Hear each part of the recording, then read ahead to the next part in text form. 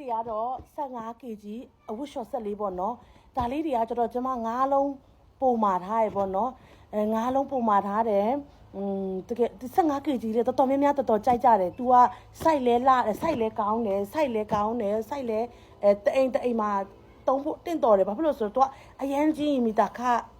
စားတယ်ပြီးရင်အရန်ကြီးရင်လဲကွက်ဆောင်အမြဲရှော်မှာမဟုတ်တာเนาะအရန်ကြီးမိတာခလဲစားတယ်ဒါလေးကျတော့လူ9ယောက်6ယောက်လဲရတယ်တယောက်2ယောက်အတွက်ကျတော့ဘာလို့တင့်တော်လဲဆိုရင် तू ကကျတော့ဆောင်ပပလေးရှော်လို့ရတဲ့အတွက်ကြောင့်မလို့တယောက်2ယောက်အတွက်လဲတင့်တော်တယ်တရားလေးကတော်တော်များများကျမစီမှာလာမေးတချို့ကျတော့လဲ install မရလို့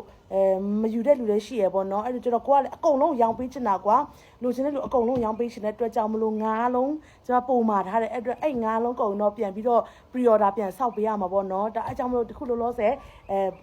9လုံး install ရမယ်အဲ့ကြောင့်မလို့ဒါလေးကိုလာမှာပေးပေါ့နော်ဒါပေမဲ့ဒီ73လုံးကကျတော့မှာကြိုမာထားတဲ့သူတွေအတွက်ဖြစ်နေလို့လေနော်အဲ့ကြောင့်ကျွန်မ chat box မှာပြန်ပြောထားပေးမယ်ပေါ့နော်ဟိုစောင့်စရာမလိုတဲ့အကြောင်းလေတော်တော်များအဲ့ဒီ15လေးကလိုချင်တဲ့ဆောင်းရလို့တချို့လဲဟိုဟာလေတချို့ကျတော့လဲငွေကဘယ်လိုပြောမလဲ pre order ဘယ်လိုပြောမလဲငွေမလွှဲထားချင်ဘူးကွာဗာလဲအဲ့လိုမယုံပေါ့ကွာပြောမယ်ဆိုရင်တော့